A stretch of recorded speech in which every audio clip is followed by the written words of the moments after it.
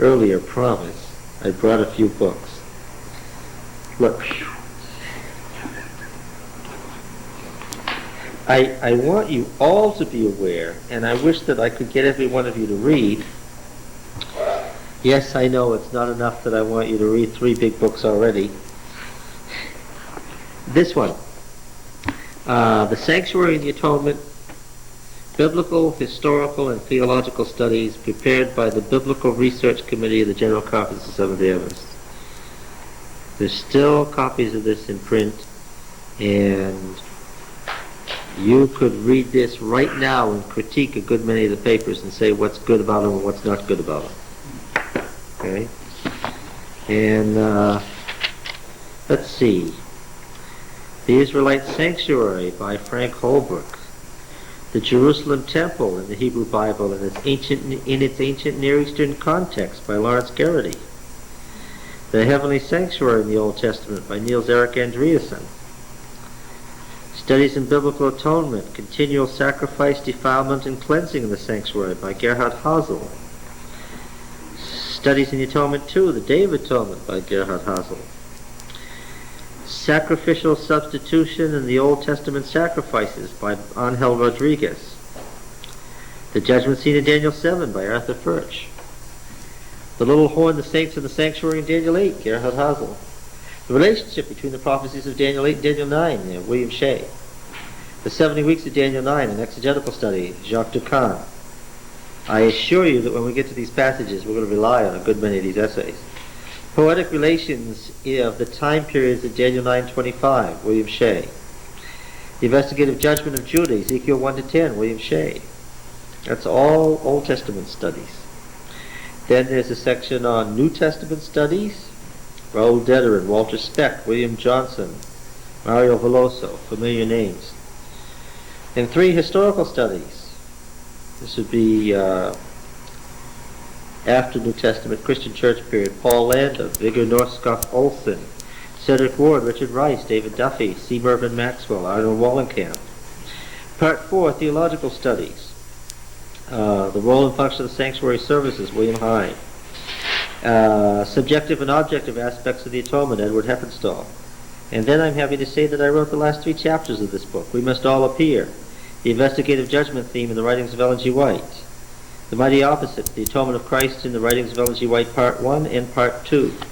And yes, I will want you to read all 3 of those chapters in detail. The structure of the Great Controversy is the key to the whole understanding of Ellen White.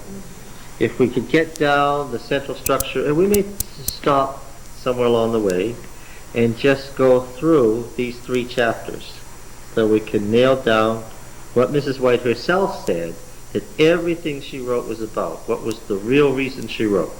Okay? So we can get that straight. Yes, friends, yes, yes. I have been accused at times of relying too heavily on the theological concepts of Ellen White in interpreting the Bible. Yes, yes. However, getting back, what were we doing? Do you remember? Oh, before we do that, more. You should be aware of the great ongoing series that's not yet complete, the Theological Dictionary of the Old Testament. I noticed in the Christian, what is it, CBD, what does that stand for? Christian Book Distributors? That these volumes are about between $20 and $25. Any English reader can use the Theological Dictionary of the Old Testament to great advantage. If you want to study some of these things in depth, for instance, on this matter of the tent, I was reading the article on Ohel tent. Now, how on earth would you know that Ohel tent was the word? How would you know how to spell it? How would you know how to find it even? How would you know that I've got to go to this particular article and read these 30 pages anyway? How would you find out what that word was if you're an English reader? How do you find out what these Hebrew words are as you're going along? Okay, you know that Shekan is to dwell, because I told you. How could you have found out that Mishkan was the dwelling or tabernacle in the first place? Starting from scratch, what would you do?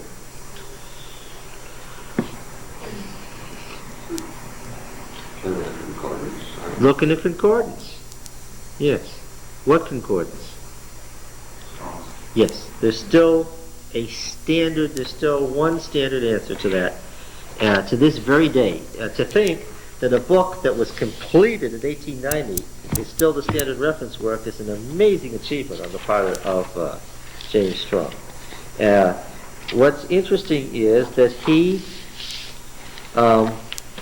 did this concordance and keyed it to the Authorized Version, which is the King James, and the Revised Version, which is the English Revised Version of 1881, and its American variations, which would be the American Revised Version. And of course, the English Revised Version and the American Revised Version came together as the Revised Standard Version, which we are reading. Okay, the Revised Standard Version is 1946 to 52. Now, what that means is the Revised Standard Version brought the English Revised Version, the ERV, which Mrs. White used so often, and the American Revised Version, the ARV, which she used from time to time, together into a single wording. Okay, and used the scholarly material that was available to them between 1946 and 52.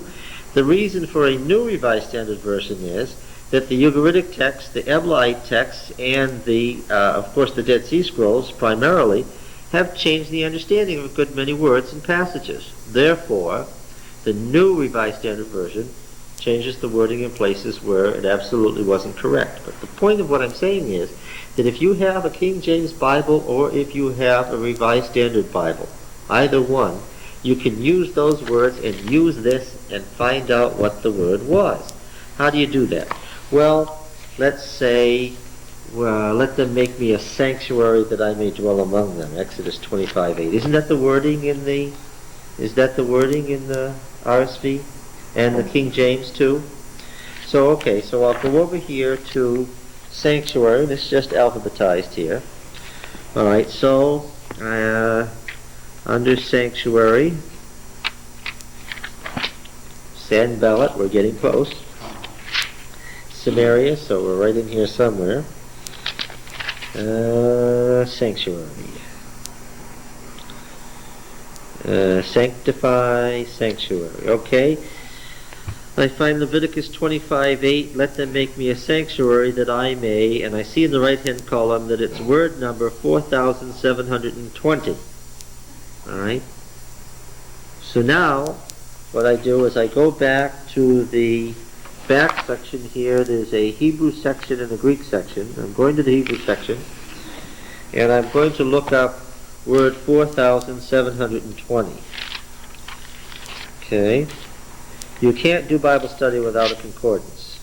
I don't mean the little concordance in the back of your Bible. I mean a real concordance.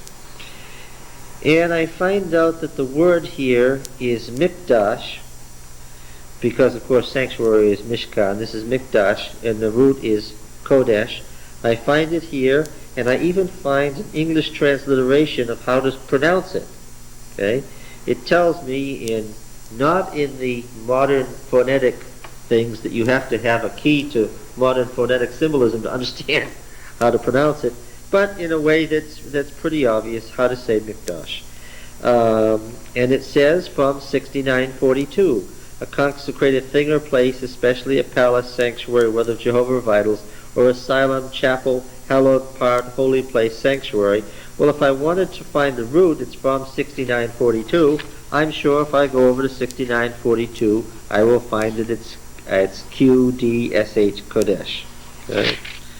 Now then, all I need to do now is turn to the Theological Dictionary of the Old Testament, and I will read an article on that is going to give me 30 pages of the most recent scholarly material on what's known about that word from the beginning of its appearance in history down to the rabbinic period. Okay? Now here, what I'm telling you is how you, as an English reader without having one day's study in Hebrew, Aramaic, or Greek, could nevertheless have at your fingertips the most up-to-date scholarly material in each of these words. It's not a very difficult process. Okay? using just the old 1890 Strong's Concordance, Strong's Exhaustive Concordance of the Bible, which is also in the CBD thing too, I noticed. And I forgot how much it was, but it wasn't very expensive. It wasn't even as expensive as one of our textbooks. And the entire, this series isn't complete. They're only halfway through the Hebrew alphabet. But the entire up-to-date theological dictionary of the Old Testament was less than $100. Okay? So there's more material about the Old Testament for $150 than you could absorb in a lifetime. Right there. Okay. Now, the Macmillan Bible Atlas. It's time to start reading in this atlas. Please, we were very, it had nothing to do with the teacher, lethargic about getting some text for this class. And so, we are already up to map 53, the view from Mount Nebo. What that means is that I'd like you to start at map 1. Yes. Now, folks,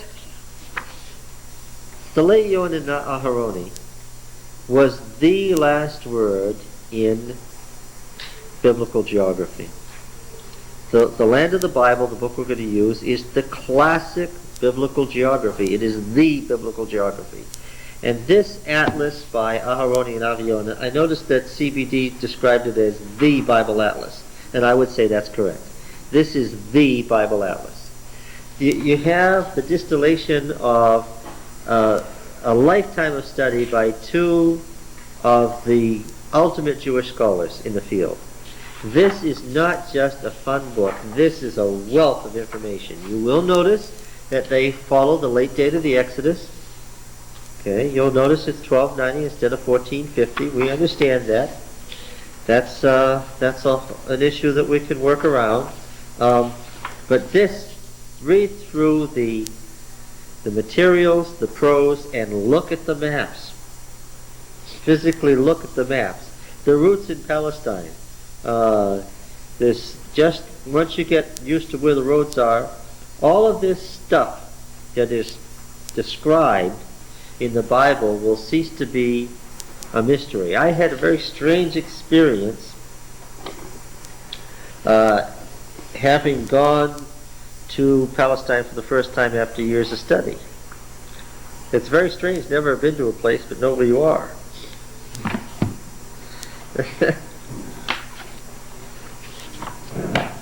The taxi driver didn't want to let me off. He said, "Do you know where you are?" I said, "Yes, I do." He said, "You've never been here before?" I said, "No." I said, "You sure you can find your way?" I said, "Yes, I know where I am."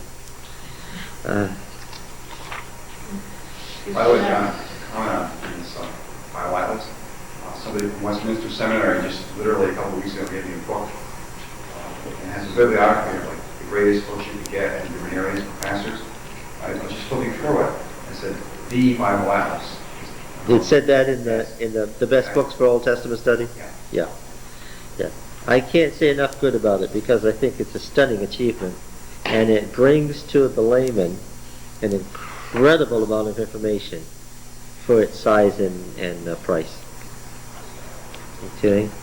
So I know that 53 maps is a lot of stuff, but if you don't do it all this week, work on it little by little. The more you spend time with it, the more this stuff is going to cease to be strange and it's going to become familiar territory. Did anyone have a time to read any passages of John Bright's History of Israel?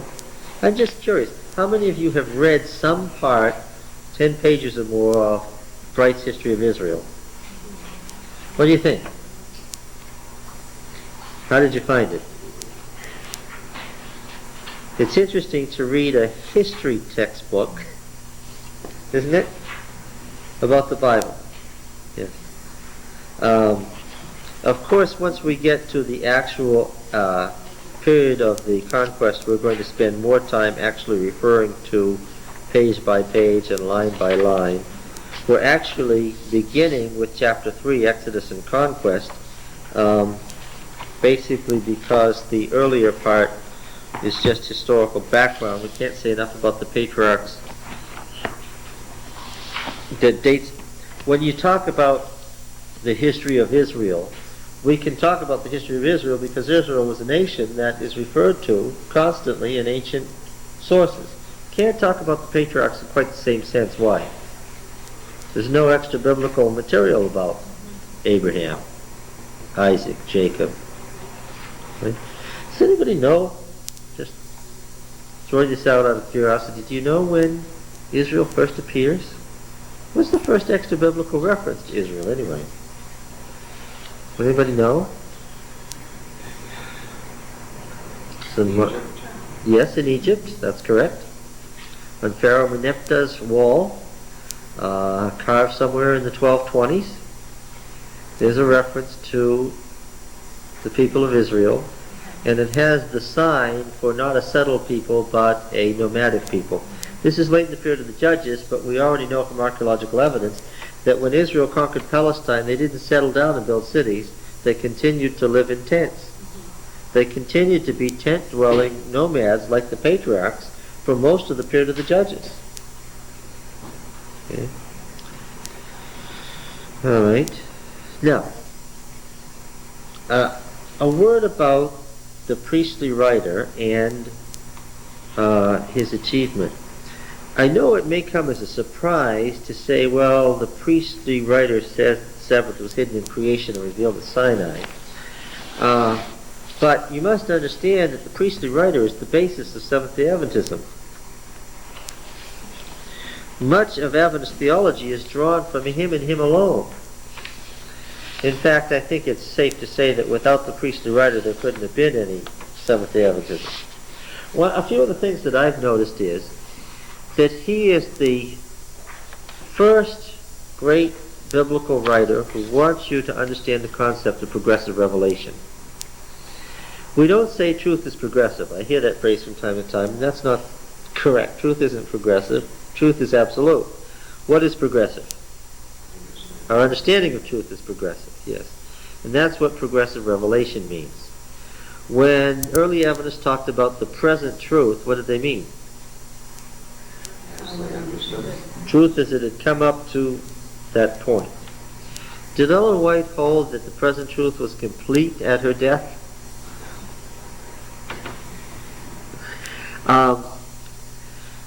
Progressive understanding of truth or present truth is an assumption in Adventism.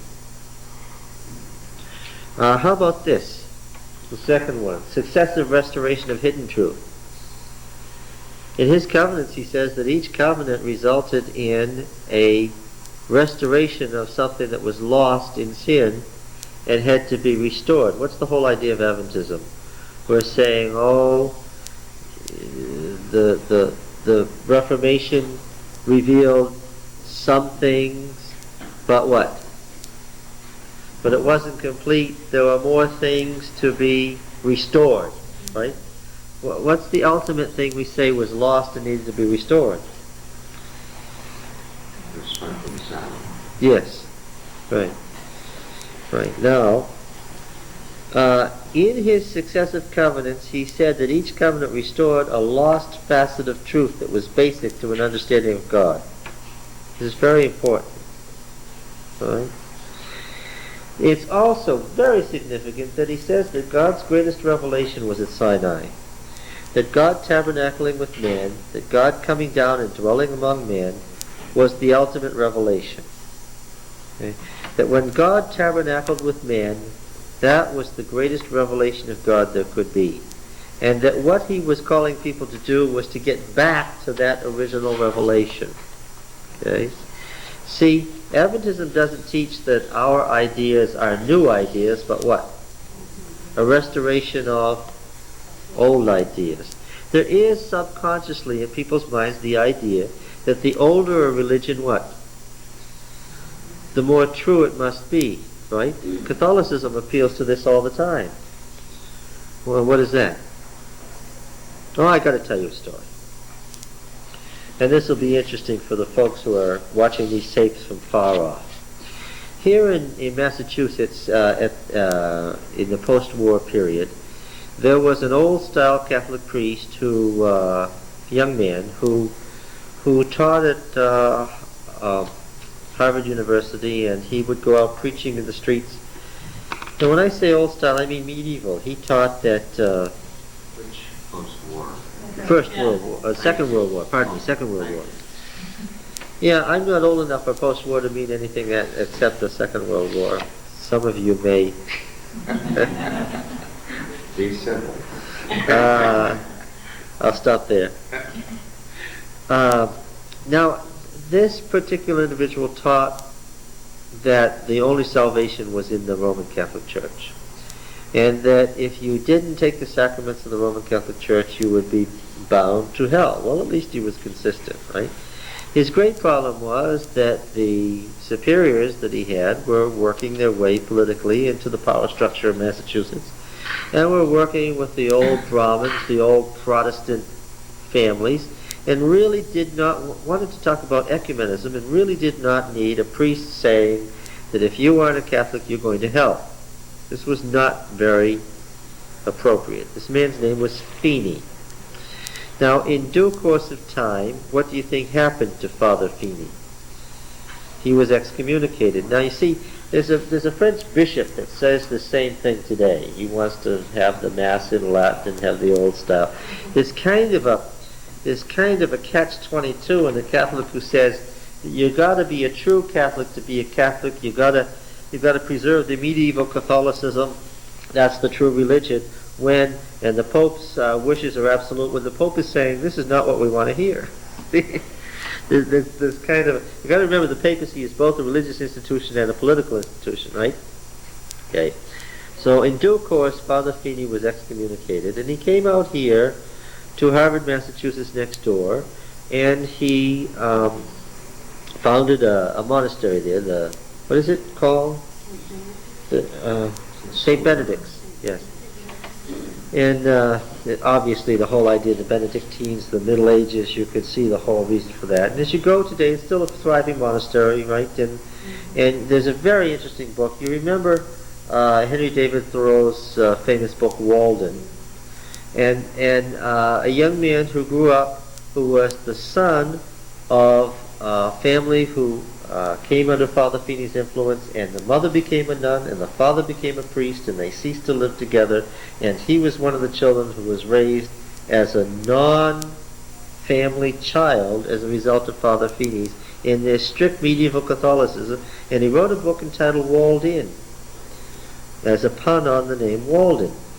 And the reason that I know all this is I happened to run into the young man's mother, and it was pointed out to me that that nun is the mother that's referred to in the book Walled In. Met her down here in Lancaster one day. He writes of being up there on the mountainside and looking off in the distance at Mount Wachusett and wishing that they could go there, but of course they could never leave the grounds. For 14 years he never left the grounds. Never knew what was in the outside world. Of course, this makes for interesting psychological problems, as you can imagine, which he describes at great length in the book. All of this is background. There came a day in the history of the world when their theology teacher asked me if I would like to come up and have a meal with some of his theology students and bring some of my theology students, and we'd have a nice vegetarian meal and talk theology. Okay. Father Feeney was still alive at this time. He was an old man, a towering man, 6'4" or so, had a great gravelly voice, just what you would think of as a representative of the medieval papacy. Now, they have in the main house there a reliquary. You know what a reliquary is? It's a place where you keep relics. What is the purpose of relics in Catholicism? Well, yes, that's not the real reason, though. It's not an archaeological purpose. It's a theological one. What? To touch something gives you special treatment of power. Well, the theory is, and this is the whole theory of monasticism, that the saints have earned an extra repository of grace that they didn't need for their own salvation. And that extra grace that they earned, what? They can use out of their extra repository for the And the great saints like St. Jude had a lot of extra stuff, so he can still give you the impossible if necessary. The extra grace that was left over, the extra merit that was left over from their super righteous lives can be used for those of us who are underachievers. Okay? Now, I'm trying to say this nicely. Okay? Anyone watching the tape as Catholic has to remember that we're Protestants and this is all strange to us. Now, it happened that I had taken Roman Catholic theology just that summer from Raoul Dedirin. And anyone who knows Dr. Dedirin knows that he's no slouch as a teacher. You learn from him. And you know what you know at the end of the course, or else you don't come to the end of the course. And at the end of the course, I knew the 9 doctors of the law who had written canon law of Roman Catholicism. I knew who they were, when they lived, and what their names were. Well, we were met not by Brother Cecil, but by Father Feeney. And we were ushered into the chapel and asked to kneel before the Virgin and ask penitence of her. This was unexpected. On the one hand, you want to be, you're a guest and you want to be polite. On the other hand, once you've come to something that's become a religious issue suddenly, you can't do that, even though you'd like to. I mean, anybody, I think any Adventist wouldn't mind, unless their background forbade it, going into a Catholic church and kneeling. But that wasn't the issue at this point. This was, you're going to receive the grace of the Virgin. So, now, what he was trying to do, you understand, was at least once to get us to do this in the hopes of what? Saving our souls from eternal hellfire. So he had a good motivation. We all understood that. But it didn't work. So what he did next, in real anger and frustration, was he brought us into the reliquary, which is next to the chapel, in the hopes of getting at least some prayer or wish expressed to one of the saints from us that might endow us with some grace that might save our souls. He was very methodical about this. Yeah.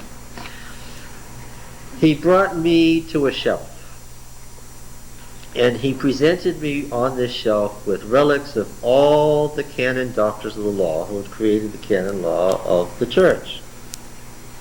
Now, I don't know why, but for some reason, subconsciously, I counted them. There were 8. Now, he knew that he had a know-nothing Protestant who didn't know anything about Catholicism. And he was standing over me, literally shouting, haranguing me in the hopes of saving my soul, doing the proper thing, that if he could get me to respond in some way, maybe these poor theology students that I was leading into hell would be saved too. And it dawned on me through his harangue that there were only 8. So I asked if I could touch them, and he was very happy with that. And I moved them around, thinking there must be something here I'm missing, but no, there were 8. So then, of course, I had to look at them because they were labeled. Okay? Alphonsus de Liguori was missing, one of the truly great canon doctors.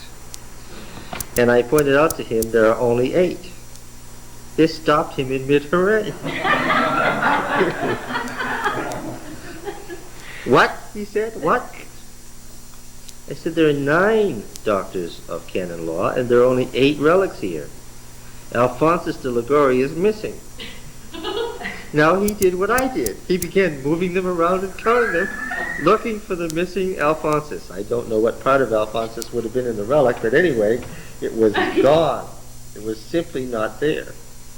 Now I, in a really uncharitable way, began to harangue him about the importance of Alphonsus de Liguori to the church.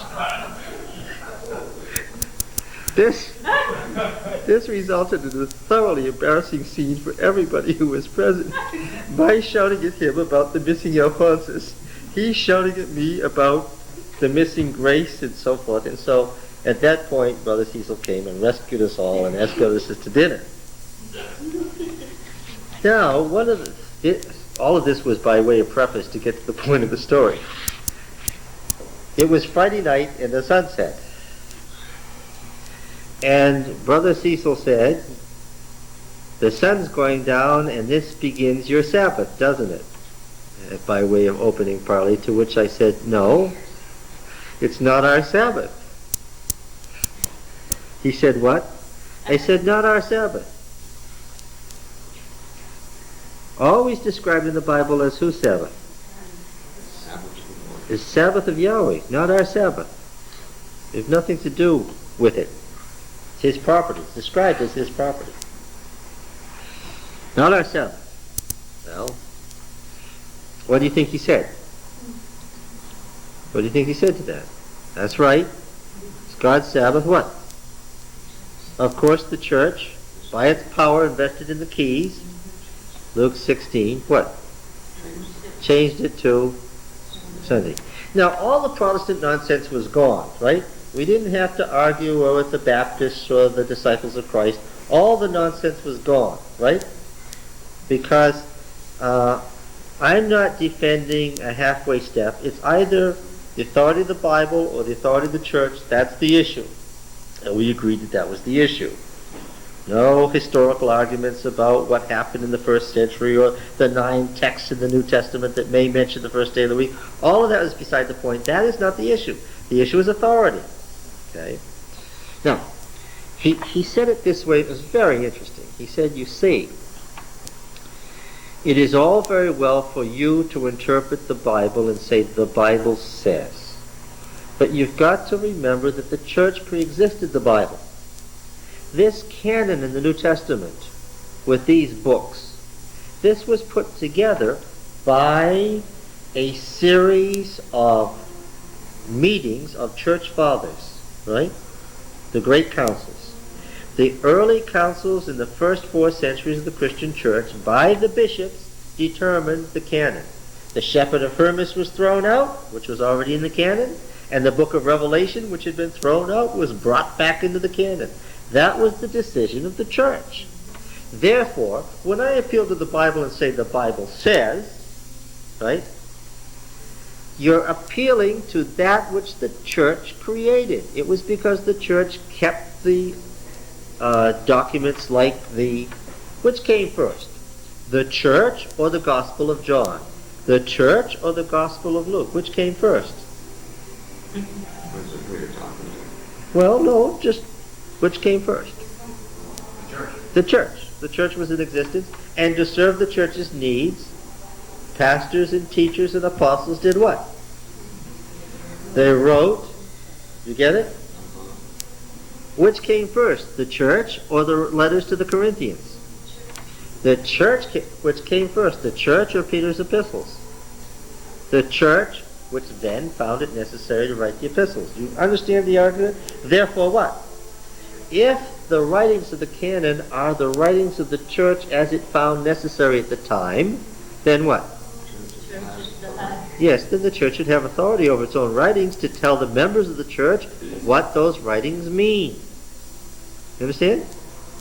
This is the very essence of Catholicism. This is what makes the papacy the papacy. If you're going to say the church, unless you're going to have this rabble-rousing group that argues constantly, which characterizes Protestant churches, right? If you like the Missouri Synod, we won't mention the Seventh-day Adventist Church in this context. Unless you're going to have a bunch of rabble-rousers, then what? The church is going to be, who's going to be the church? The people in the laity going to tell us what the church believes? No. The church, by those who are called and ordained, are going to tell us what the church's teachings is. Right? Okay. So who here is the constitutive or authoritative body of doctrinal teachers in the church? Well, the bishops, the priests, the bishops, the higher priests, the archbishops, the cardinal archbishops of the church, and ultimately the cardinal, the Pope. Right? Whose authority is that he must, in consultation with the other cardinal archbishops of the church, determine what the church teaches at any given moment. That way you don't have this person over here saying, I think this about birth control, that person over there saying, I think this about the Sabbath. this person over here saying, I think this about divorce, that person over there saying, I think this about the sacraments, right? I deliberately link theological issues to daily life issues, right? All right, so, good argument? Strong argument? If you can establish the church pre-existence, yes. Well, If you, what? Fallacious. Fallacious? Well, at this point, Brother Cecil, who was Lebanese, by the way, and has recently died in a car accident, but continued to teach there for the rest of his life. At this point, not Brother Cecil, Brother Cyril. Brother Cyril's students were very happy and smiling and congratulatory, right?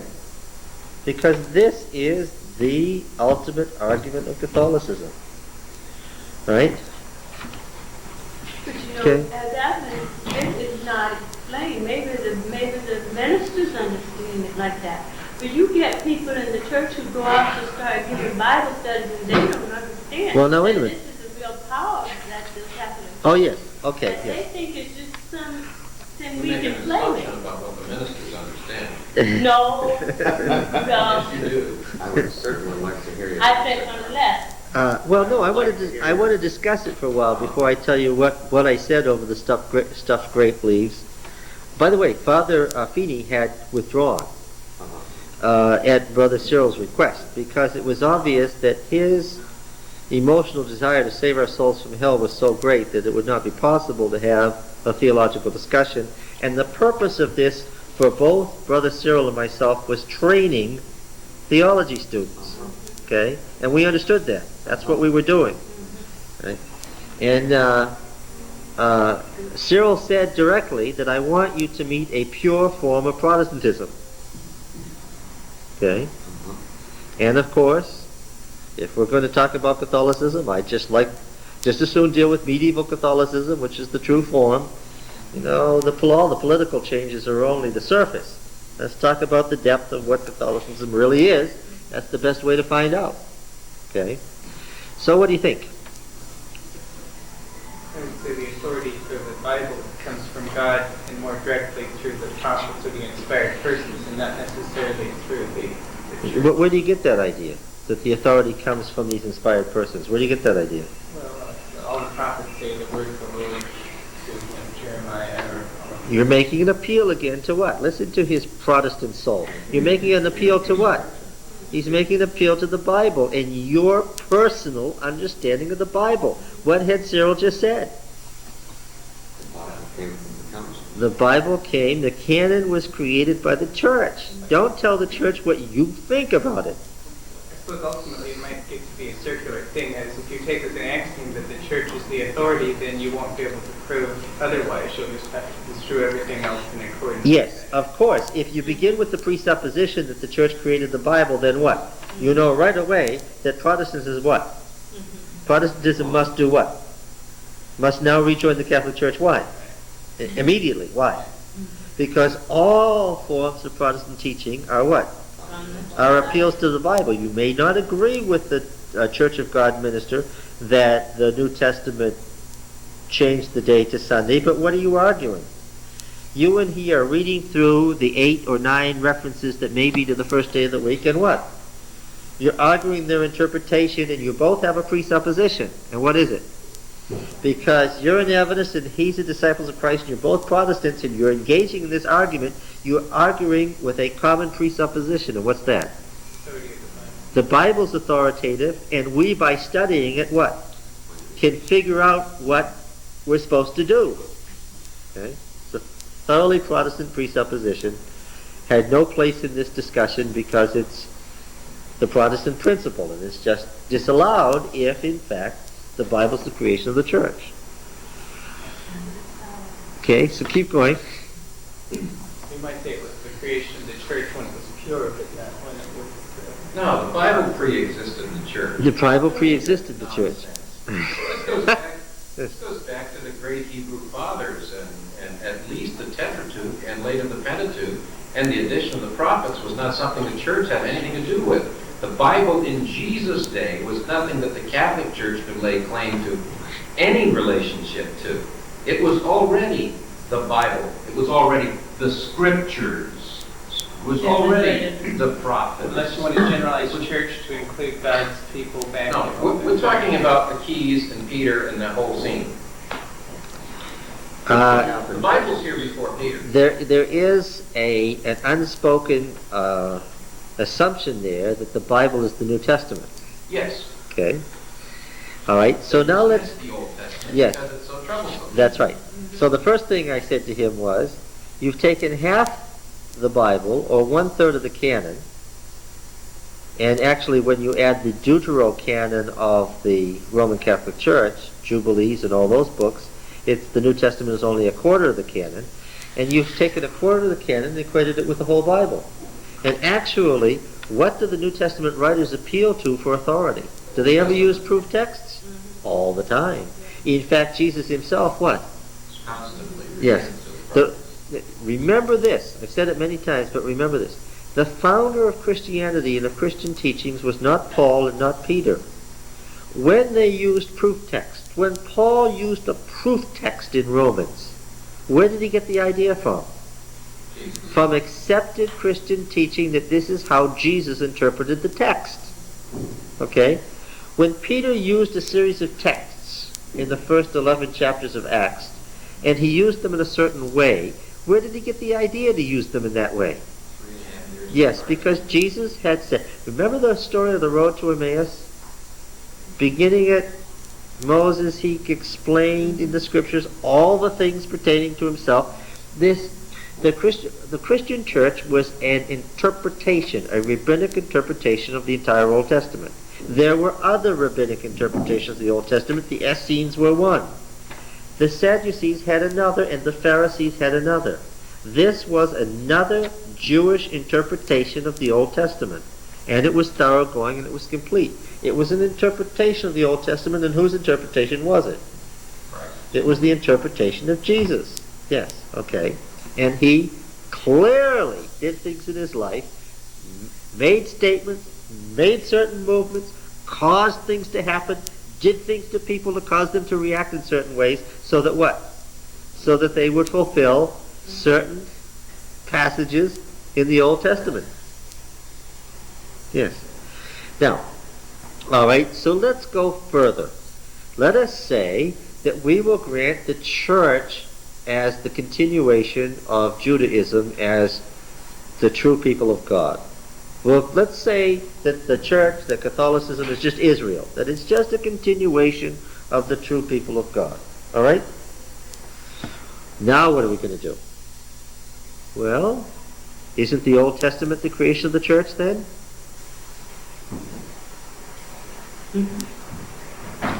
Where was the church constituted? Which year now? At Sinai. At Sinai. Thank you. Okay. When was it constituted at Sinai? God's revelation. What do you mean? Chronology? Yes. 1400, 1500 years before Christ. Yes, but let us go back to the sequence. What happened? They came to Sinai as a motley group with no order, and they camped at the base. Then what happened? Moses was called to come up and said what? 3 days and what? Then I'm going to do what? I'm going to speak with the people from heaven, and then what? Then we're going to have a covenant ceremony that corresponds to the Feast of Weeks. And then what? And then I'm going to give you the book of the covenant. This is how the priestly writer has it. And then what? Exodus 24. And then we're going to have a covenant ceremony, and you're going to decide, after having heard what it is I want you to do, what? Whether or not you want to enter into a covenant with me. This is a suzerainty covenant. So here's the deal. I'm going to tell you what I want. I'm going to speak with you directly, and then I'm going to give you some additional laws. You go down and tell the people these additional laws. Let them decide what they want to do about it, and then if they want to enter into a covenant with me, they can. Exodus 24.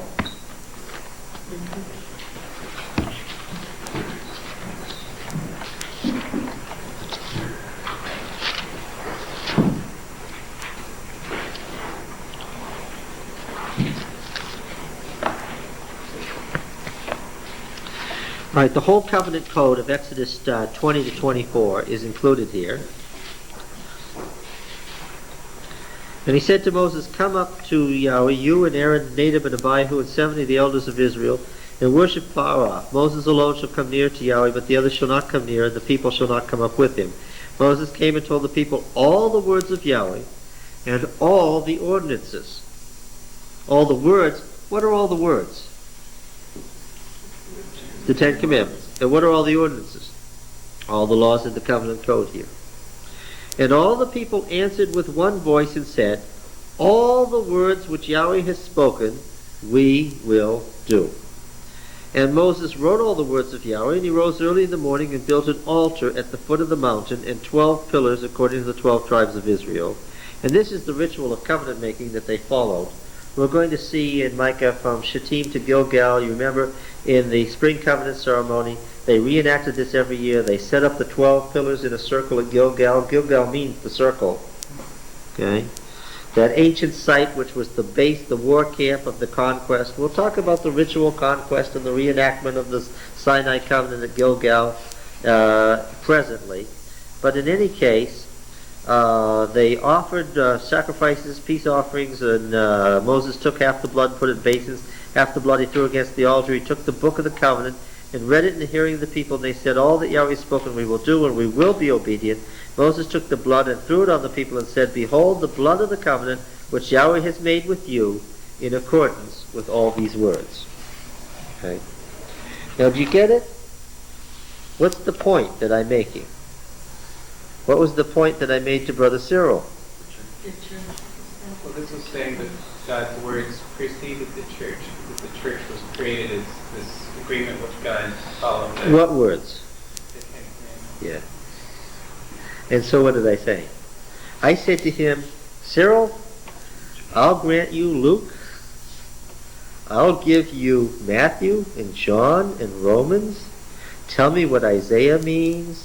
I'll give you the whole Deuteronomic history. I'll give you Revelation. I'll surrender Jeremiah and Ezekiel. But what are you stuck with?" I said, "Yeah, I'll reserve prior to the church only one thing under your argument." What's that? The 10 Commandments. I said, "I'll reserve the 10 Commandments and you tell me what the rest of the Bible means." And therefore, since it's Friday night, what? And since we know our Saturday is the same Saturday as the Old Testament, that we know for sure, we can prove that historically. Therefore what? It's God's Sabbath. Yeah. And this preceded the church, and therefore the church doesn't have to do the right to do what? Yeah. That which preceded the church and made the church possible, that which the church agreed to do to be a church, what? We can't change. Therefore I said, you're stuck. I grant you a whole argument, but you're stuck. Of course, that's assumptive too, because they base everything on the authority of Peter given to him by Christ. Yes, the authority of Peter given by Christ, which is a really late in the story authority, isn't it? But that's okay. Yes, but I'm willing to argue. Do anything But you you see, want to. I was willing to argue on his basis, if that's what you want to do. I'll take your argument and we'll push it to its farthest possibility and see what we come up with. And when we push it back as far as we can, you're still stuck with the 10 Commandments. Okay? Well, if you have a two-way version, that's no problem. Well, of course the Douay version was the French version of the King James version because they were really concerned unnecessarily that the King James and translators were going to translate the Bible in a way that would support Protestantism against Catholicism, and it didn't happen. All right. What did they say? What? What did they say? What did he say? Yeah. He said to his students, "Now you've seen pure Protestantism." And he said, "I would grant that this is the purest Protestant theology, and if there were a Protestantism that had a valid basis, this church would be it and no other." That's exactly what he said to his students. I said, I agree with you. Ending the story, Father Feeney came in right at that point. It was understood, and they told us, there was no secret, that the microphone on the table was because it was being recorded, and Father Feeney was listening. And at this point, I think, he heard more than he could stand. But we had a thoroughly interesting time. Now, the Sinai Covenant is the greatest revelation, is what this is about here. Of course, it's a surprise the first time you hear somebody say the Sabbath was built into the orders of creation, but hidden in the orders of creation until revealed at Sinai. But I think what you didn't understand was that the priestly writer was making the Sabbath more important, not less important. The greatest revelation of the covenant, not another thing. All right? He was saying the Sabbath is of ultimate importance, not of little importance or just another law. Right? The tabernacle from heaven as the source of God's dwelling among men. Why is that important? Oh, because the whole idea that we had this argument 10 years ago of there isn't really a temple in heaven, you can't have an investigative judgment because there isn't even any heavenly geography, said Brother Ford. Heavenly geography.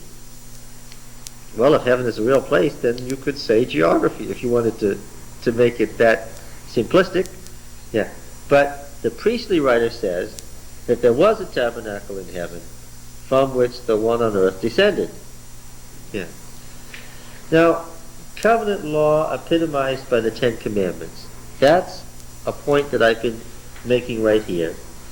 That the whole covenant, the whole long covenant, the whole thing from Exodus 19:1 to Numbers 10:10, that whole long section is the covenant according to the priestly writer. But what is the epitome of the covenant? Distill the covenant, and what is it? It's the Ten Commandments. Okay. That's important to us. Right? The Sabbath is the sign of the covenant. The issue, the central issue for him was who's the creator God. Now again, why did the priest have this argument? Why was the creatorship of God the big issue? What religion was he facing down? Well, not Baalism. They fought Baal and won in the 9th century. In the 8th century. He's living now in the late 8th century. He's got an even bigger problem than the Canaanite religion. The Canaanite religion had been a major struggle. 100 years they struggled with the Canaanite religion. Officially, the people no longer worship the Tyrian Baal. But you see, the Baal epic had an Eastern reflex, Enuma Elish.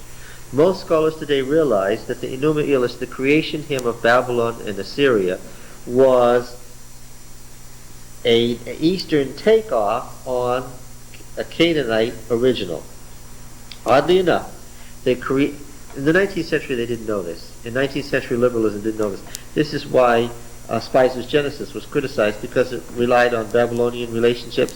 And today we would say that the Babylonian relationships aren't primary. The Canaanite are primary because the Babylonians borrowed their religion from Canaan. The priestly writer knew this. He attacks Babylon because what? Because it's related to Canaan. Yeah. Now you see, the Assyrians invaded and they conquered, and this created a problem. If they conquered, what did it mean? That their God was more powerful. And they brought with them not the Assyrian religion, because the Assyrians didn't have a religion. Just like the Romans didn't have a religion.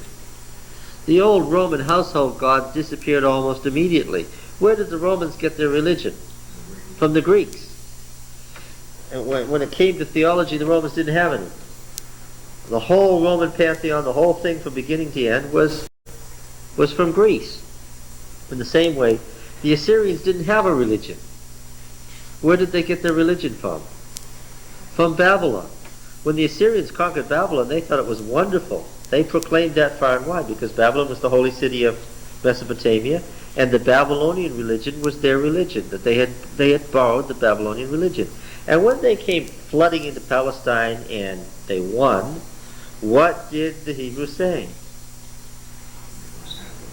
Is the god of Babylon, is Marduk, the eastern equivalent of Baal, really it after all?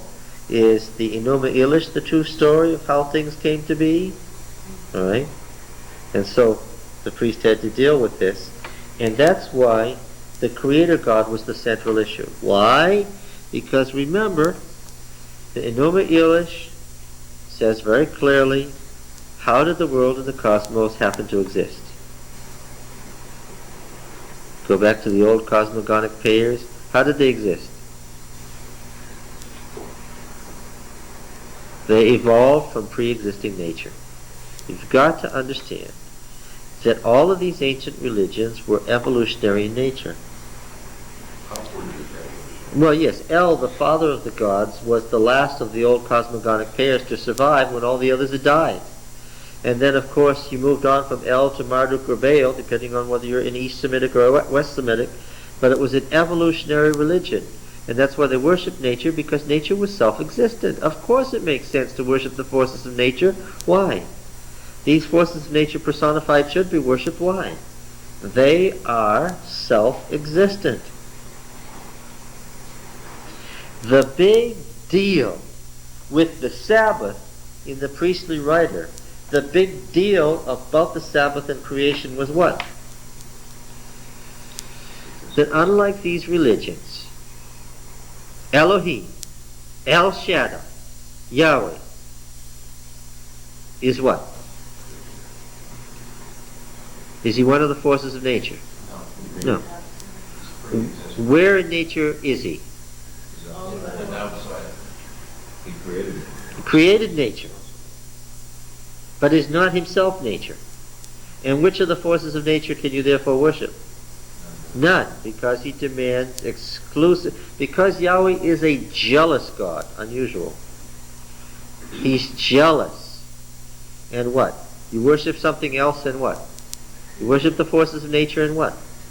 You will make him angry and wrathful, even though he is a covenant-keeping, kind, compassionate, long-suffering God. The way you can make this kind, compassionate, long-suffering God angry at you and get yourself into big trouble is what? Is to worship something else. Now you see, this puts real pressure on these Hebrews. Watch. You've either got to worship the forces of nature to stay alive, which means that what? Yahweh will be angry with you, but what does it matter if Yahweh is just a local God after all? On the other hand, if Yahweh is the sole God, then what? Worshipping the Assyrian gods is going to end up what? You're going to end up bringing the wrath of Yahweh, the sole God who stands outside of nature, on you. And that's why so often the Old Testament says God's going to do this and this and this and this through nature. Why? Why is nature going to turn against you if you don't worship Yahweh? Yahweh controls it. Yeah. And if you want to worship nature, then Yahweh has a special plan for you. If you want to worship the forces of nature, if you want to worship, for instance, the storm god, because you want to make sure it rains, Yahweh will do something about that for you. What will he do? He'll do one or two things for you. He'll either flood you out so that you drown, or what? Or he'll withhold the rain so that you die of thirst, or you starve to death. That's what he'll do for you if you really want to worship the storm god. It was a very uncompromising thing. See, you were stuck. You either got to go one way or the other. See?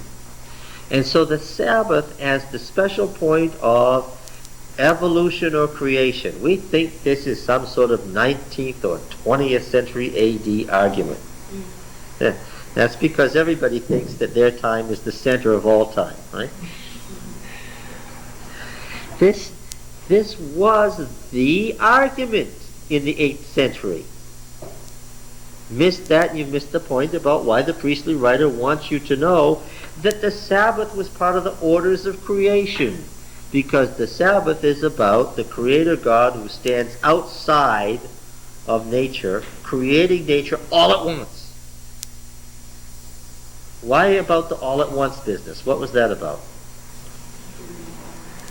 The things change all right. The priestly writer makes clear that you understand that things change. How do they change? How do they change? They get better and better or worse and worse? Worse and worse, except that Yahweh keeps revealing more and more of himself, and that's all that gets better, is that God intervenes and tells you more and more about himself. As far as God's self-revelation, things get better and better. But as for everything else, what? It gets worse and worse. It's declining. He has a theory of evolution. He doesn't say things are static. He says things are changing. They're getting better and better as far as God revealing himself. And what? And they're getting worse and worse in every other way. Is this an Adventist idea? This is a thoroughly Adventist idea. You see, the whole idea of successive restoration, progressive revelation is what? That's an evolutionary idea. It's not evolution or statism. Static. Not the idea. All right. Now, the next one I really love. The priestly writer says that this is how the covenant is. Let's understand the covenant, he says. He says, let's sit down and understand the covenant. He says, first, Elohim, El Shaddai, Yahweh, elected some folks. They didn't deserve it. There wasn't anything about them that was particularly good. But in order to keep the truth alive, he graciously elected some folks to keep it alive. He went and got them when they weren't doing anything. What was Abraham? Who was Terah?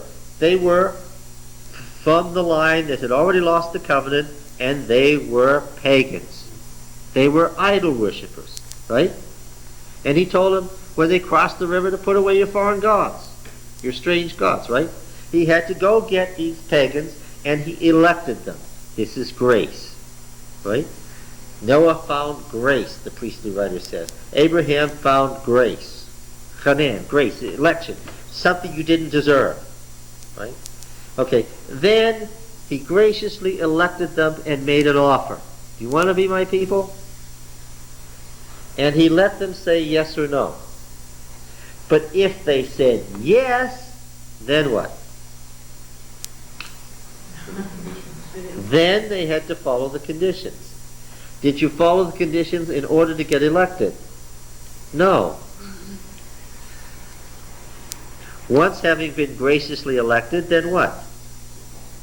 Then you follow the conditions as a result. Okay. The priestly writer was not a legalist. What is a legalist? A legalist is not somebody who says that you need to follow the law.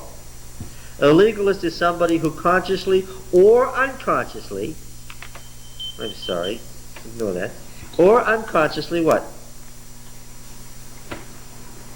Uses the law as a means of salvation. Uses the law as a means of salvation. Here we're saying election, same thing. Takes credit for his own salvation. That's a better way to do it. That's the whole thing of merit of the Catholic. Yes, this thing we talked about.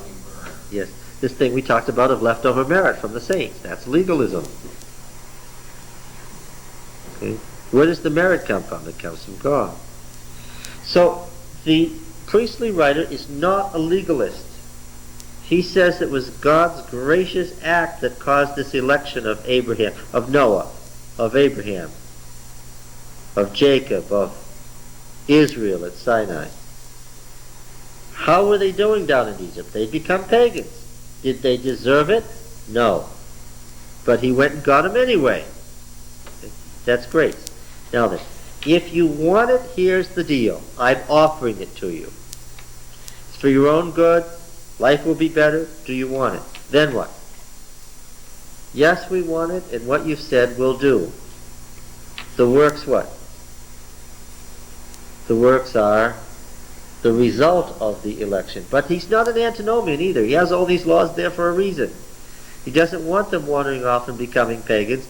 Just because God graciously elected Abraham or Israel at Sinai doesn't mean what? they can do whatever they want. Yeah. Because he wants to tell you something about covenant. What is that? Covenant is not unconditional. Regardless of what you've heard, he says, regardless of what you heard about the covenant made with Judah through David, regardless of what you heard that the covenant with the patriarchs was unconditional, I'm here to tell you what. There was a deal struck between God and Israel. God elected Israel. Israel understood what the deal was, and Israel said what? We'll do it. And what's the priestly writer saying? That is still the deal. All right? So what does antinomian mean anyway? This is a theological term. Nomos is law, so just in Greek. So antinomian is somebody who says the law plays no part in salvation. The Lutheran, if you will, the Lutheran overreaction to Catholicism. We have evidence who want us to be Lutherans. They're always quoting Lutheran and Neo-Lutheran works as if Luther was the guy who figured out what Romans meant. He did not figure out what Romans meant. He overreacted to the legalism of Catholicism. All right? Now then, of course, this great one, this is the basis of Christianity. Substitution is the principle of atonement. You can't have Christianity without that, right? All right. Now, I think this is, I'm going to pat myself on the back here. I think this is the first time that I know of that anybody has put down on tape in Adventism a clear explanation of the priestly writer and what it's all about. And does it weaken Adventism? It verifies it. Who was the priestly writer, John? Who was the priestly writer? Well, who are our possible candidates? Isaiah, Jeremiah, Micah. Jeremiah's too late. He's the Hosea, Micah, Isaiah, or someone else. How does Micah get eliminated? If you've been studying the Sabbath school lessons, you can figure out why. What? No, he's at the time of Hezekiah. Indeed, Jeremiah credits Micah with the reform of Hezekiah, doesn't he? Jeremiah 26, we read that this morning in Sabbath school. Okay, so, but why then not Micah? He's an old guy by the time of Hezekiah. Yes, and what else? Where was he from? South. Yeah, but where? Huh? Gath? Yes. The little village attached to Gath, Marishah of Gath. Look, do you think the priestly writer was somebody who lived out in the country, who lived in one of the tiny villages of southwest Judah on the border of Egypt? No. Has to be somebody from Jerusalem. First of all, what he took over was J&E. Okay? He took over the Bible as it already existed and had existed for centuries. And he rewrote the Bible. Now, the Bible already existed. J&E, the old epic, was the Bible. What kind of person could rewrite the Bible and get a hearing? That's somebody from the root house. Somebody with standing already. Right. He had to be tied into the royal house and to the temple pretty solid. Not one of the priests from Dan? Or, no? It also gives evidence of being highly educated. Oh, yes. Yes, but he has to be a Jerusalemite. And I want to ask you, with this much stuff, did one man sit down and write this one day by himself? No. This is somebody who has access to what? First. To lots of help. When you say, okay, folks, I'm going to rewrite the Bible now because we're having a theological crisis, and I'm going to rewrite the Bible, this is not something that's done in a corner. And even if it was done in a corner, if somebody from Hosea, from the northern kingdom, from one of the towns outside of Samaria, first of all, could not have written about Bethel the way he writes about Bethel in Exodus, right? It's not from the northern kingdom. Hosea, it is not. Okay? So Hosea is gone. So now we've got Micah, Isaiah, or a priest. Okay. Micah, it is not, for obvious reasons, a whole host of obvious reasons. Was Micah influenced by this movement? Oh yes. Was Micah part of the movement? Yes. Jeremiah says so. It was a great reform in the days of Hezekiah. Micah was one of the movers in that reform. He worked all the way through the reigns of Jotham and Ahaz, according to the heading of his book, to try to get this reform brought out. And it was only under Hezekiah that he could. And it was only when he threatened Hezekiah with destruction that Hezekiah listened to him. The chronicler tells us Hezekiah, he just started out well right from day one. But Jeremiah and the Deuteronomic history say, no, that isn't true. He had to be maneuvered into a reform, a thoroughgoing reform. Okay? So now look. What kind of a priest would have the audacity to rewrite the Bible, even because there was a theological crisis and a political crisis of absolutely total proportions? Judah was about to be destroyed. This would be the end of the whole covenant, because when Israel's already gone and Judah's about to go, that's the end of the story. Did this man know that he had a crisis that he had to do something about, that if he didn't move now, that was the end of it? Yes, certainly he did. Now, there's another thing. Even a priest of great standing can't just rewrite the Bible. There should be a process. Yes, because, you see, they had already a conception of inspiration that's very close to ours. Only Moses could do this. Only Moses or someone of Moses' authority could rewrite the Bible in this manner and bring it all together and say, you see, when you get it all together, this is what it's about. Which means it wasn't the high priest, which is one idea that I've heard. So it wasn't the high The problem with the high priest is what? The high priest was of what family? Aaron. Of Aaron's family, yes. And it wasn't wasn't one of the General Conference presidents. No, because why? Well, they would be establishment by... Yes, and then what did they say about the covenant? What did they say about the covenant? They didn't have to worry about this crisis. Israel was gone, that's true. Assyria was at the door, that's true. But they still didn't have to worry about it. Why? Because they were telling Hezekiah, and the prophets were telling Hezekiah, the whole state prophets, we read about it this morning in the Sabbath school of Micah, the whole state prophets were saying what? No matter how bad it gets... Don't worry about it. God will bail us out. God will... Why? Because the covenant with the patriarchs was unconditional, and that patriarchal covenant, which was unconditional, was confirmed again to whom? To David. So Hezekiah, don't worry about it. What? Your throne, God himself said so. What? Stand forever. So don't worry about it. No, it has to be somebody who says, no, that's not the covenant. You don't understand it. That covenant with the patriarchs was only a covenant of promise. The covenant with David was founded on and dependent on something else. You're not going to get this deal with the covenant of David straight until you know that it was dependent on something else. He says, I want to tell you about the real covenant that's controlling all this.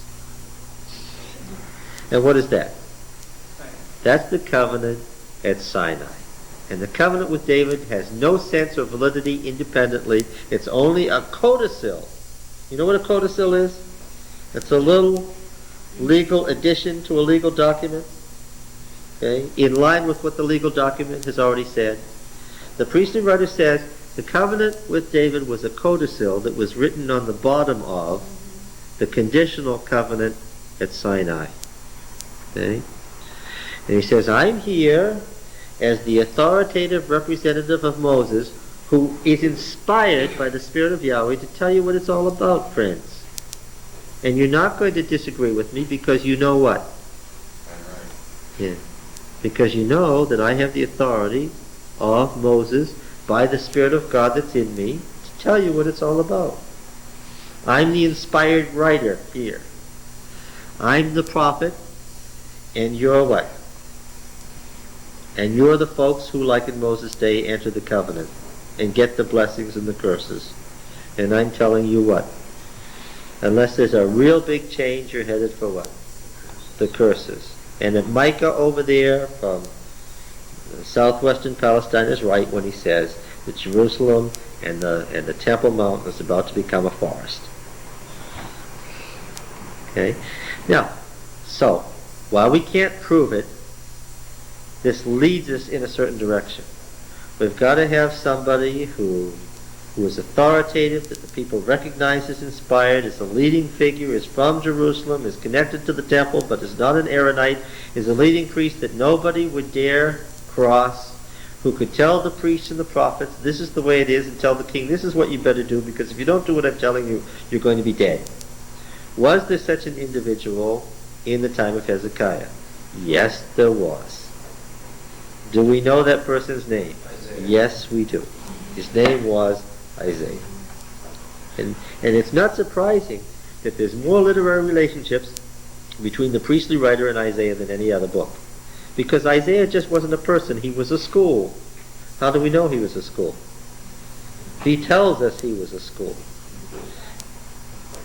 You know the old prophetic schools that were founded in the north? They continued in the south when the north wasn't there anymore. And there weren't any minor prophets in the 8th century, right? Hosea wasn't a minor prophet. Micah wasn't a minor prophet. Isaiah wasn't. There weren't any minor prophets. These 4 prophets shaped the future Yahwist religion.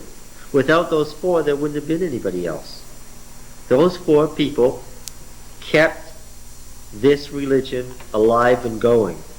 Because Hosea, Micah, Isaiah, and who did I say? Hosea, Micah, Isaiah, and who's the fourth? Micah, Isaiah. No, Jeremiah is a century later. Micah and Isaiah in the south. Amos and who's the other? Hosea in the north. Amos, Hosea. Oh, did I miss Amos? Oh, yeah. You know from hearing me speak that Amos was Amos and Micah. important in an unparalleled way because he created classical prophecy. When you talk about prophecy in Israel, the period prior to this is one phase, but it's really when you get to the 8th century, the Great Crisis, that you get the writing prophets, and Amos started the ball rolling. He was the one who really transferred into what we call classical prophecy, that created our canon of prophets. Okay? So, now, yes? A question about Isaiah. Okay. How far did the priestly writer go as far as, he wrote quite a bit wrote these earlier writings. What else did he write? Nothing. About what the king was, there was a passage that's almost identical to the passage in Isaiah. Well, yes, but the Deuteronomic historian is just quoting him. Now you got to remember that what we have in these collections is only the summary of these schools. The book of Isaiah is the summary of all the writings of the prophets of the Isaiah school, not just one man.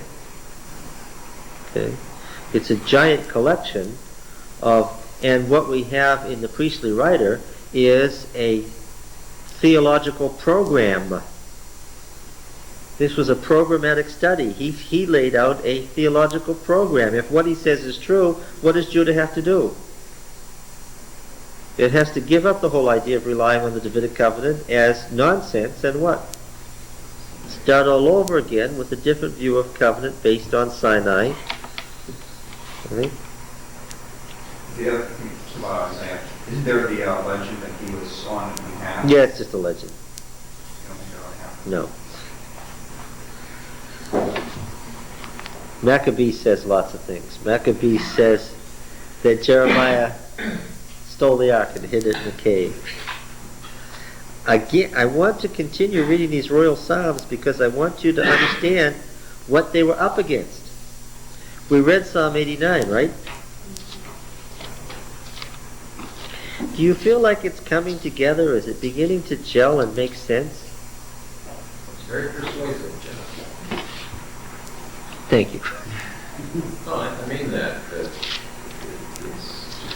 coherence is what makes anything valid. And there's so much of what I learned as a young guy in school that you basically took because somebody said it was so. And I hate to admit that at age 47 I'm discovering it's a great deal more about what I had always assumed was so that I can't support without this kind of study that I have never made before. Look, when we go through this, it feels all the time when you're going through it like something's being taken away. But you've got to understand we're taking something away in order what? To replace it with something deeper.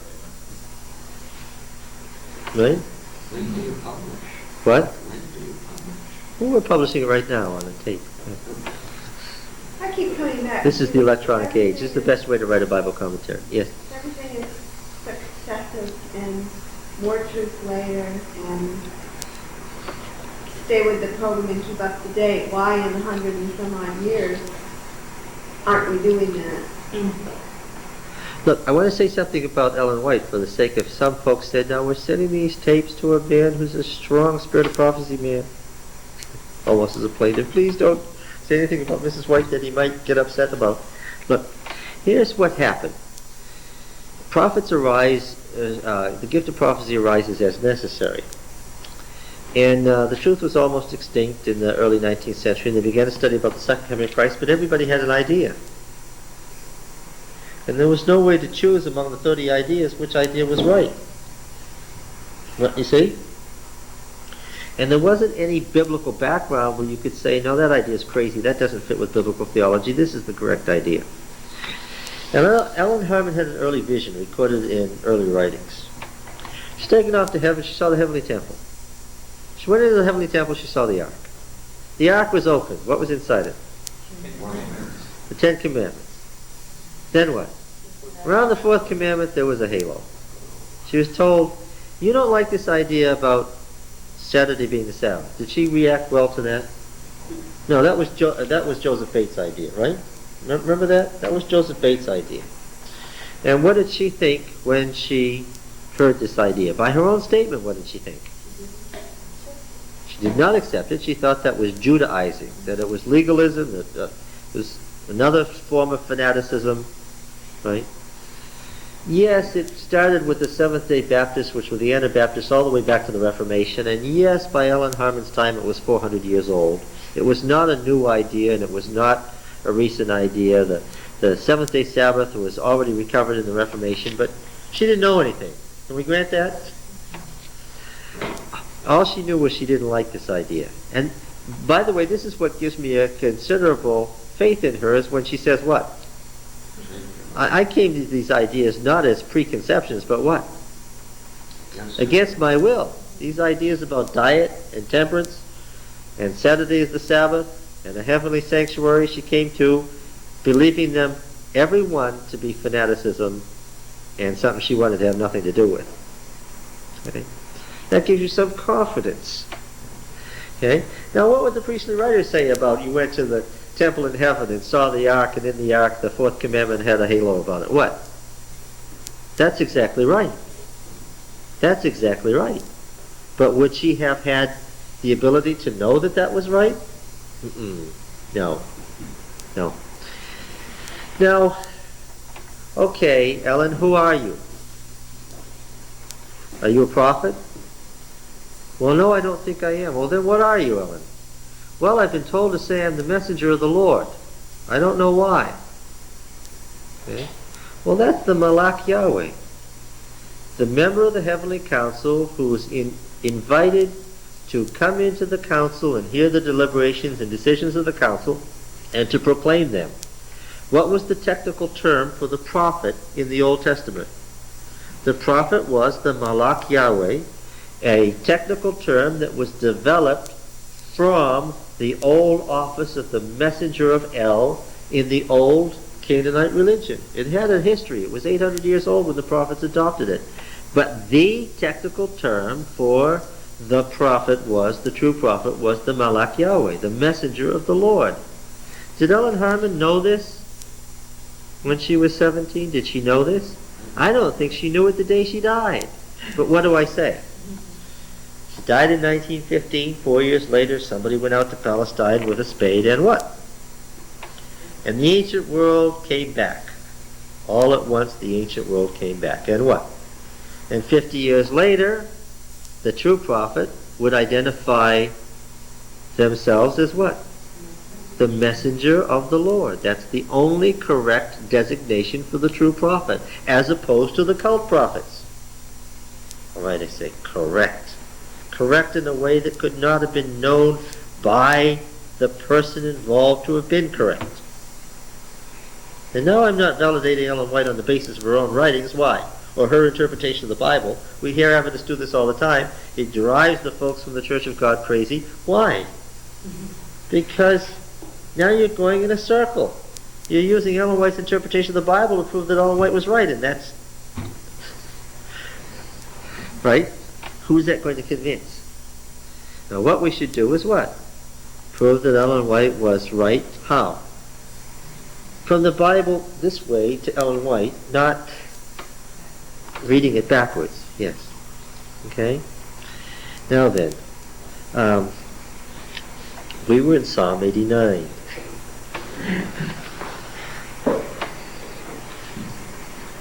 Now I always know if we get past Numbers and Deuteronomy, we're over the mountain.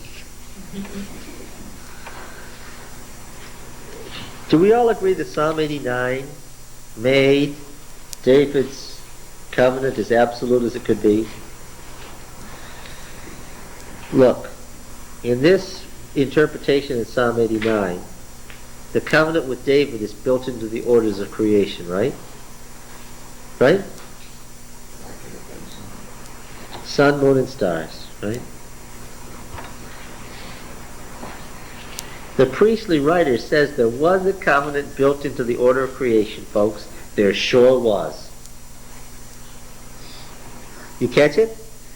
But which one was it? The Sinai covenant is witnessed by the Sabbath. That's what was built into the orders of creation, not the throne of David. All right? How far along did they go with this, Roy? Psalm 2. Psalm 2.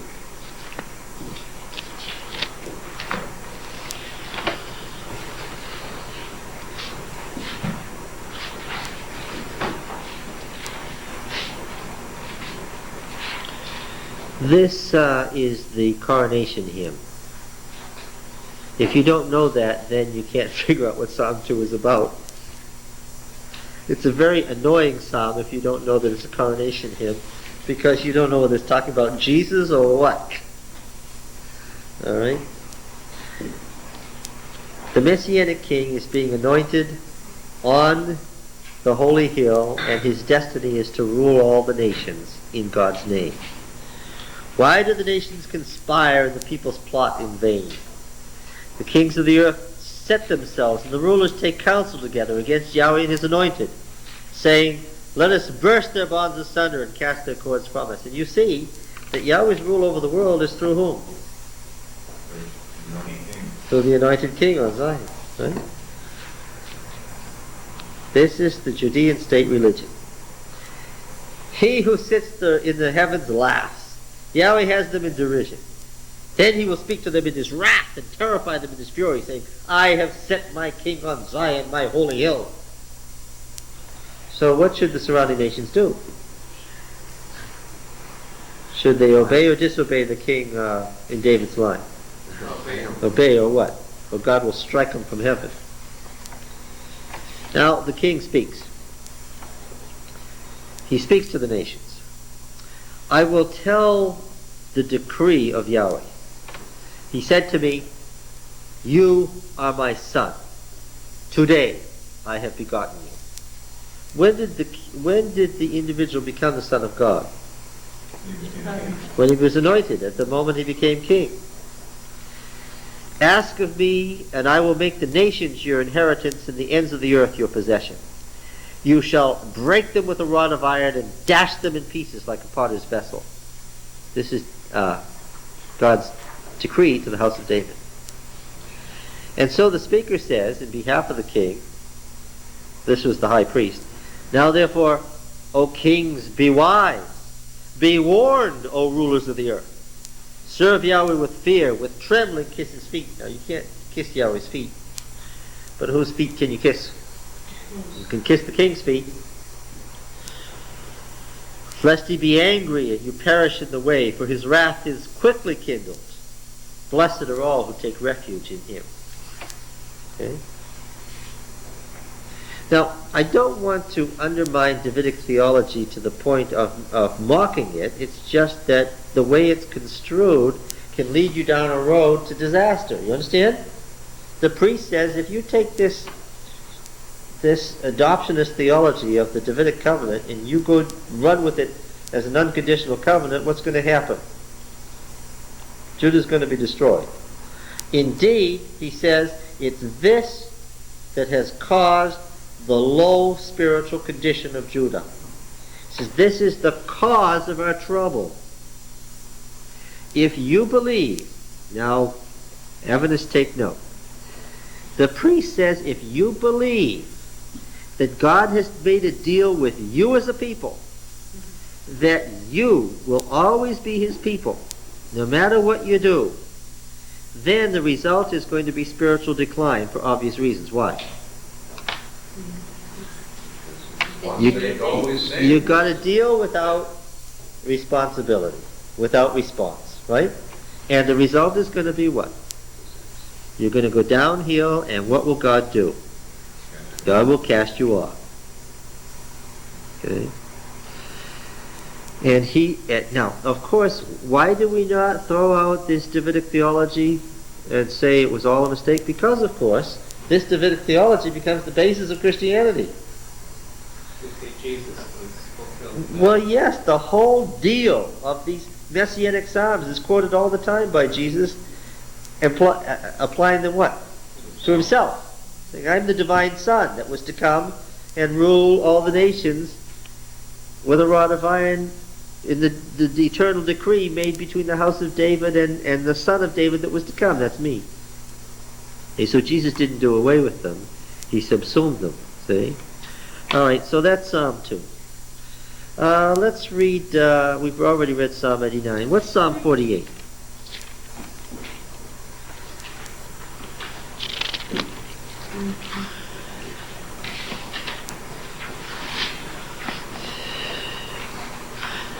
Great is Yahweh and greatly to be praised in the city of our God.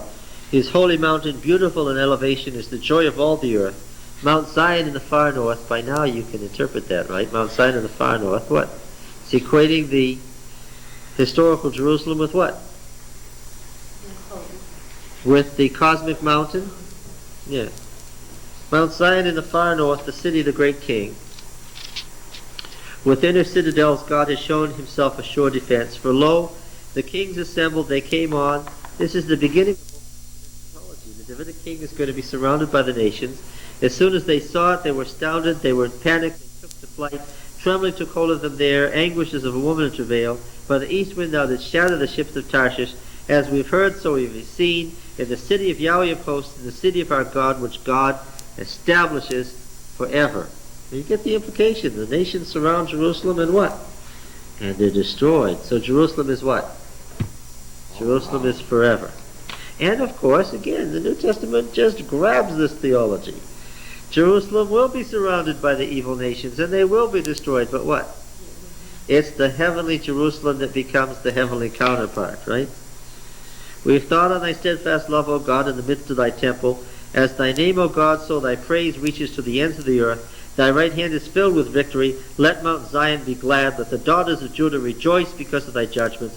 Walk about Zion. Go about her. Number her towers. Consider well her ramparts. Go through her citadels, that you may tell the next generation that this is God, our God, forever and ever. He will be our guide forever. It's hard to get anything out of that, but Jerusalem what? Jerusalem is there for eternity. And Micah came along and said, the days are coming to pass when the mountain of the house of the Lord will be plowed like a field, and the height will become a forest. And what did the people say? This man is a blasphemous fool. But he kept at it all the way through Jotham and all the way through Ahaz. Right? Oh, okay, that's Psalm 48. How about Psalm 110? Do you remember, according to Jewish tradition, who's the first king of Jerusalem mentioned in the Bible? There's already a tradition in the time that Psalm 110 was written.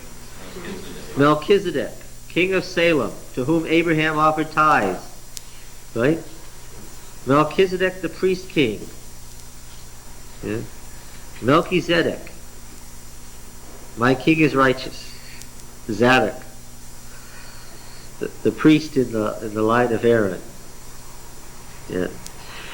Yahweh says to my Lord, meaning the king. Oh, Jesus had a game with this one. Right? He said, who was that Lord that God spoke to back there? He seemed to have already been in existence. Who was that king in the line of David who was already in existence? The rabbis knew that he was implying that it was himself and that he was pre-existent. And on the basis of their exegesis, they couldn't say anything. And they gritted their teeth. And they hated him more. Yahweh says to my Lord, sit at my right hand till I make your enemies your footstool. This is more Davidic theology. Yahweh sends forth from Zion your mighty scepter, rule in the midst of your foes. Your people will offer themselves freely on the day when you lead your host upon the holy mountains. From the womb of the morning, the dew of your youth will come to you. Yahweh has sworn and will not change his mind. You are a priest forever, after the order of Melchizedek.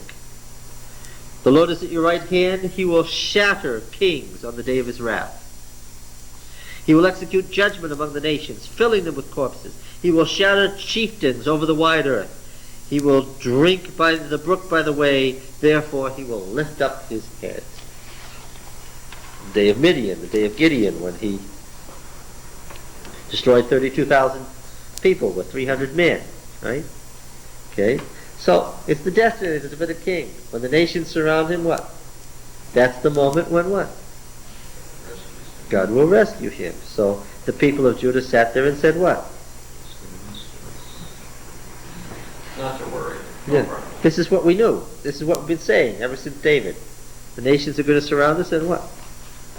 And God's going to save us. Therefore, stop worrying about social conditions, Micah and Isaiah. Don't worry about all this conditionalism. Okay, that's Psalm 110. It's pretty clear, isn't it? It's amazing, though, that it took Titus to break the Jewish understanding of those texts. Yeah, the Assyrians and the Babylonians didn't faze them at all. They went back and built the temple and said what? That was just a temporary interruption. What? This one will stand forever. Yeah, this is the one that was supposed to stand forever. Wasn't that one? I tell you, when a religious belief becomes a tradition, then what? It will fly in the face of all history, right?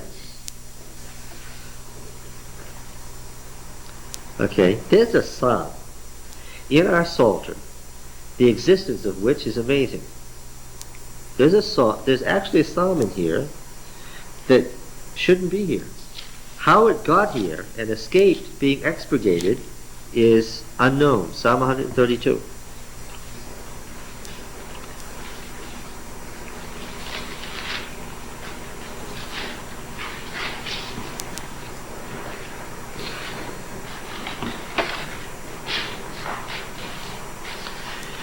Remember, O Yahweh, in David's favor, all the hardships he endured.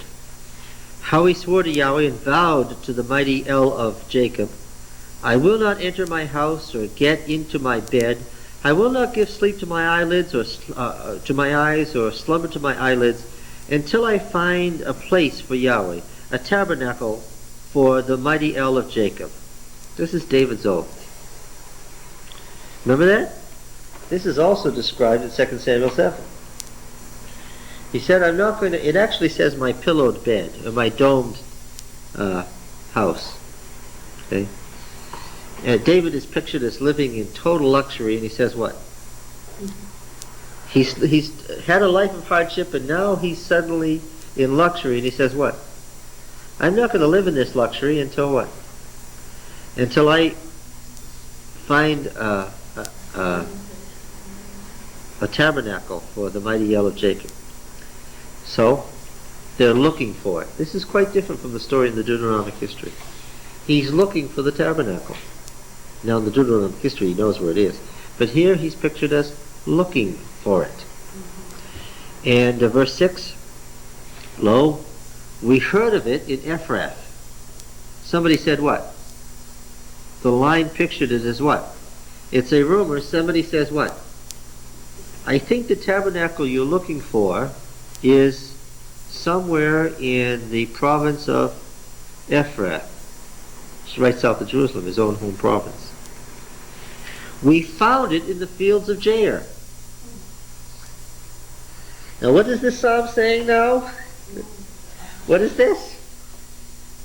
David decided that what? He would find the old tabernacle. And they heard a rumor that it was somewhere in Ephrath, and they went searching for it, and they found it in the fields of Jair. And so they said, let us go to his Mishkan, the plural, the old plural where it's a singular. Let's go to his tabernacle and worship at his footstool, which is, of course, the ark, his dais, the dais of his throne. They made a search. They found out where it was. They said what?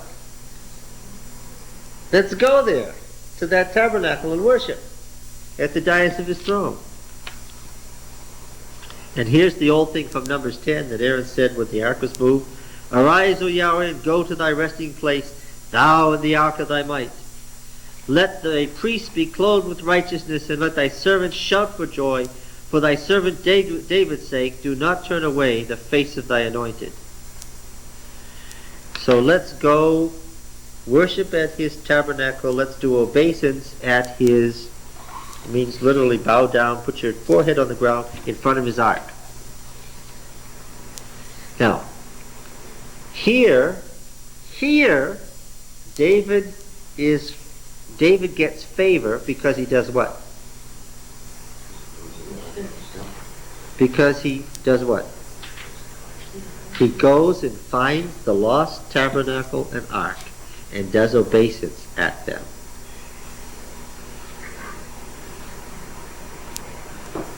Okay, now, David has made an oath. There's a matching oath on the part of Yahweh. Here it is in verse 11. Follow carefully. Yahweh swore to David a sure oath, from which he will not turn back. Okay, now it sounds like what we're used to, right? He's made a certain oath, which he won't turn back from. Psalm 89, right? And what is it? One of the sons of your body I will set on your throne. If your sons keep my covenant and my testimonies, which I shall teach them, their sons also forever shall sit upon your throne. What? Did you catch it? This is a very ancient hymn. It's got a whole bunch of old writing devices in it. It's very early, 10th century, time of David, it said. Most scholars believe it's from the time of David. And did you catch it? Aha! The whole thing. The eternal covenant, the dynasty is what? Is conditional upon keeping the covenant and the ordinances which I will teach them. In each and every generation. That's exactly right. Friends, this is believed to be the original oracle of Nathan.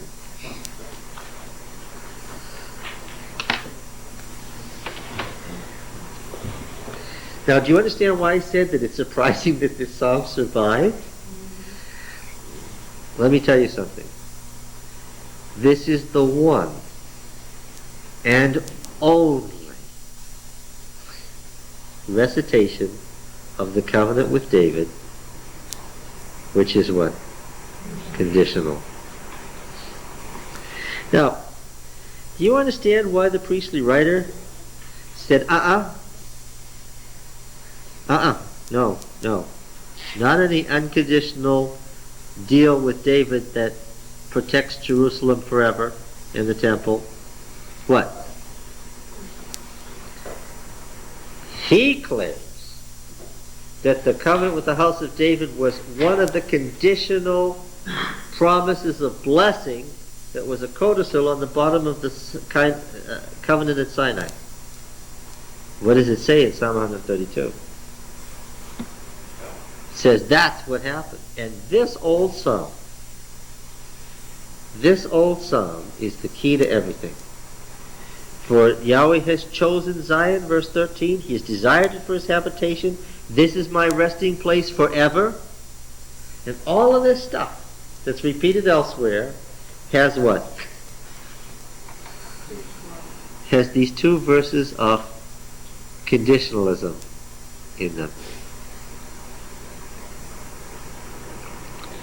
There are teachers in Adventism today who say there are some conditional prophecies and some unconditional prophecies.